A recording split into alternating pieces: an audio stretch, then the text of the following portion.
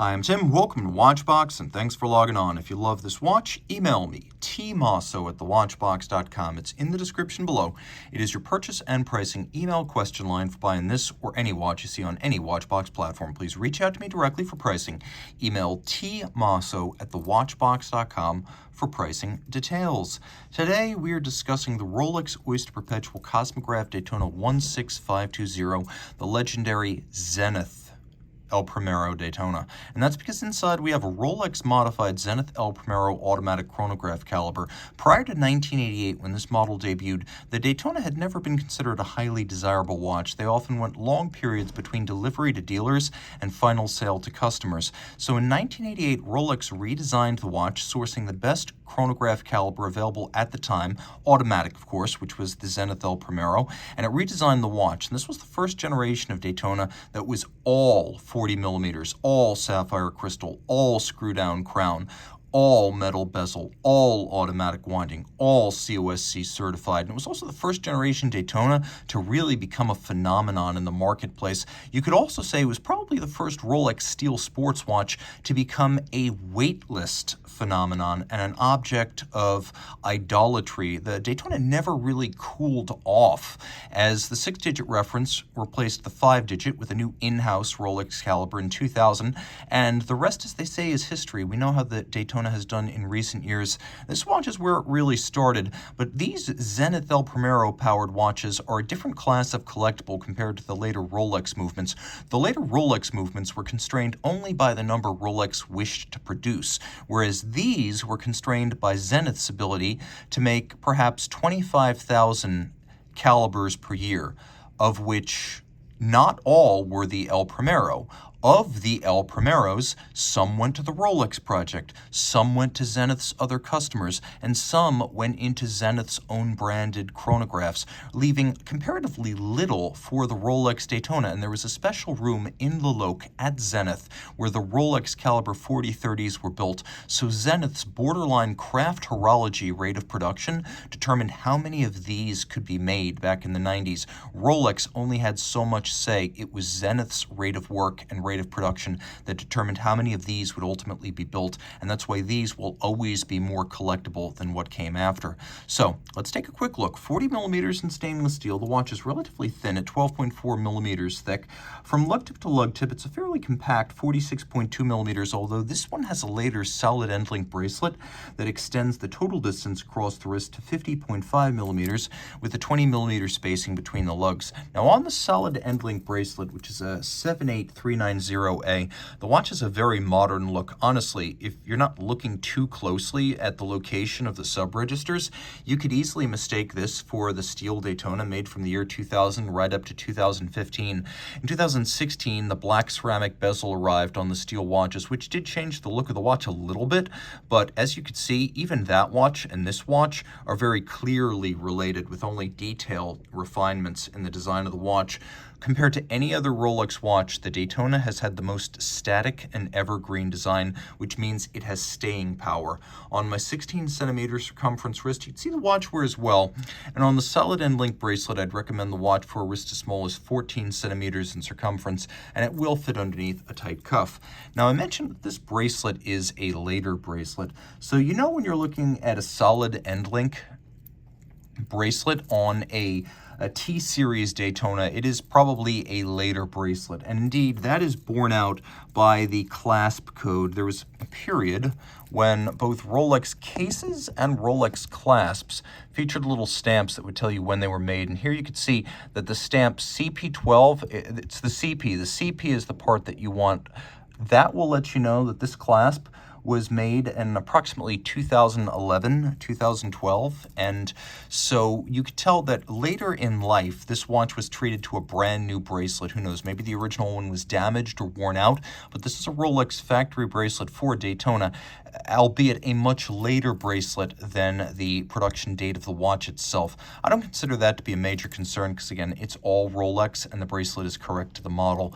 You can see the solid end links are a little bit different than the pivoted end links you would have found on a Daytona from the mid-90s.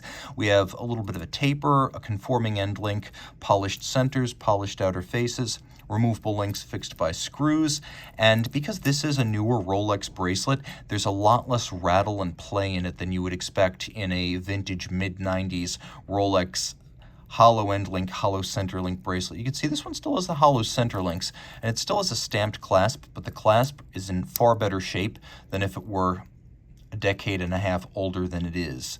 You can see it's got a clamshell lock, and then inside it has several pairs of divots that have been drilled, so you can use your strap tool to move the spring bar and change the fit on the wrist. Taking a quick look at the case, you can see how sharp the break between the polished flank and the satin finished lug hoods remains. You can also see that the lugs remain symmetrical and full from side to side and end to end. The watch has been refinished in its lifetime, but carefully and professionally. And you can see that the bezel retains all of its inset lacquer and a sharply defined rim all the way around. You can also see that the crown guards remain full and well defined. We have screw down crown, screw down pusher, trip lock crown, 100-meter water resistance, and unlike Daytonas from the 60s and 70s, these 90s watches can still be made water resistant enough that you can wear them the way they were designed to be worn as sports watches. You can tell this is a trip lock crown in steel because you have 3 symmetrical dots. That's how Rolex, in its code language, tells you what kind of crown and what material. You can use the chronograph along with the tachymeter to gauge the speed of an object, such as a race car over a kilometer. And of course, the Rolex Daytona has been the winner's gift at the Rolex 24 Hours of Daytona sports car race for decades, with even current Formula One drivers running the race to win the most coveted trophy in motorsports. Even though they could buy one, they prefer to win it. The prestige is that great. Now, the dial is white lacquer, and there are those who will go much deeper into the details and dating of a 5-digit Daytona dial than I will. What I will tell you is that this one, and this is the most important thing I can tell you about it, is original, and it includes all of its original factory tritium. You could see it is dead as a doornail, hands and indices both. They are symmetrically patinaed and faded and matched together. So taking a quick look, you can see they're all white gold, but the illuminant material itself is tritium. We have a T-Swiss dial, and of course this is the penultimate of the 5-digit Daytona dials. You've got the full block text up at 12 o'clock. You've got the T signature. It would later become Luminova for the last year and a half or so of 5-digit Daytona production. You can see that the 6 right here is a right side up 6, not an invert 6. And then the counter for the chronograph minutes, it has 3 little hash marks in between stations. So we have 30, 1, 2, 3, 5, 1, 2, 3, 10, 1, 2, 3, 15. So those little 3 hash marks, they denote a dial made from roughly the mid-90s onward. So these are all things that you can use to chart the relative age of a watch, but the most important thing is that it is correct to the serial number, so it's the right design for the period of this watch, and it is all original factory tritium. And on a Rolex, a huge amount of the collectibility is going to be tied up in things like the bezel and the dial. So I like having a newer bracelet, but I am super relieved that this is an original dial to the watch. Now inside we have that Zenith El Primero, which isn't all that much like a standard Zenith El Primero. A lot of people think Rolex just pulled the date, slowed the beat rate, and called it a day. Rolex extensively redesigned the El Primero caliber 400 to make this Rolex caliber 4030. So let's talk about the specs, and then I'll talk about the changes. First, automatic winding. It is a 50 to 52 hour power reserve, a 4 hertz beat rate. It is a lateral clutch column wheel chronograph, so the column wheel has a very crisp feel, but sometimes when you activate it, because the lateral clutch, the seconds hand will jump a little bit. Not excessively, not egregiously, but it's a characteristic of a lateral clutch chronograph.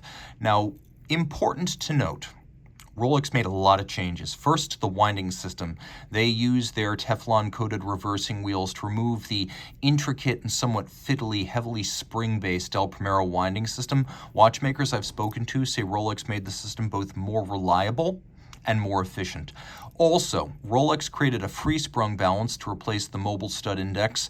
They replaced the flat hairspring with an overcoil hairspring. A lot of the parts individually have been replaced with higher grade, better finished Rolex components. And of course, Rolex did slow the beat rate down from 36,000 vibrations per hour to 28,800 vibrations per hour, ostensibly in the name of durability, although the El Primero has never had a problem with that. Rolex was just being hyper conservative. And of course, they adjusted the movement in 5 positions, used a high-grade balance and overcoil hairspring, and got a COSC Swiss chronometer certification on the movement, which is anything but universal on Zenith El Primero calibers.